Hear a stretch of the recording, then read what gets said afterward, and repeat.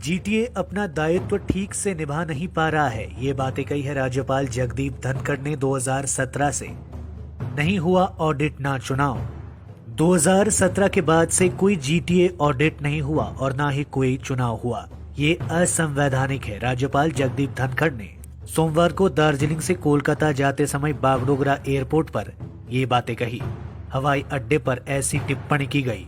राज्यपाल ने कहा कि जीटीए का चुनाव 2017 में होना था, लेकिन अब तक नहीं हो पाया है और गोरखा प्रादेशिक प्रशासन के आय व्यय का कोई हिसाब नहीं हुआ है। इस बारे में उन्हें काफी शिकायतें मिली है। राज्यपाल जगदीप धनखड़ ने कहा, जीटीए अपने दायित्व ठीक से नहीं निभा पा रहा है और ना ही अपना काम सही ढंग से कर रहा है।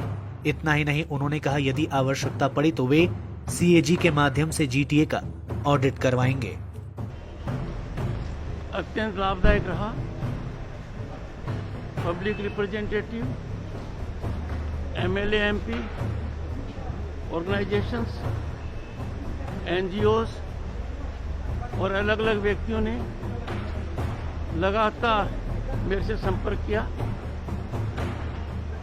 और हालात के बारे में जानकारी दी।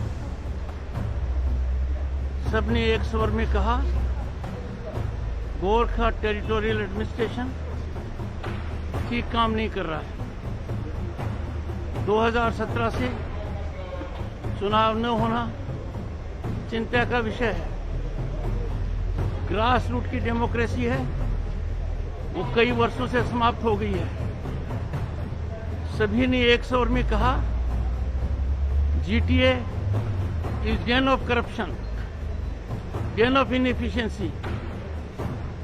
हजारों करोड़ रुपए पहुंचने के पश्चात भी विकास कहीं जमीन पर दिखाई नहीं दे रहा है।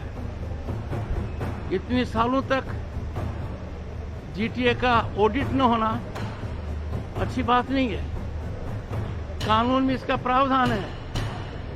उन सब की बातों का संज्ञान लेते हुए मैं जीटीए का ऑडिट सीएजी से कराऊंगा। बहुत इफेक्टिव ऑडिट होगा ताकि दूध का दूध और पानी का पानी एकदम हो जाए। करप्शन को, भ्रष्टाचार को ओवरलुक नहीं किया जा सकता है और जो भी दोषी होंगे निश्चित रूप से दंडित होंगे। जीटीए का जो मूल उद्देश्य था कि लोग अपने मत के माध्यम से एक व्यवस्था कायम करें, 2017 के पश्चात ऐसा न होना अच्छी बात नहीं है।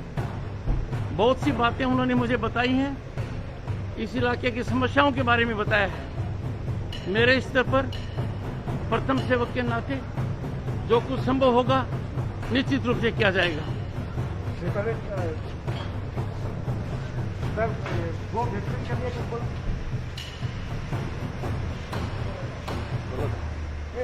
তুমি যে আমার মাথার উপরে এত বড় ক্যামেরাটা লাগানো না, খুব কষ্ট হয়।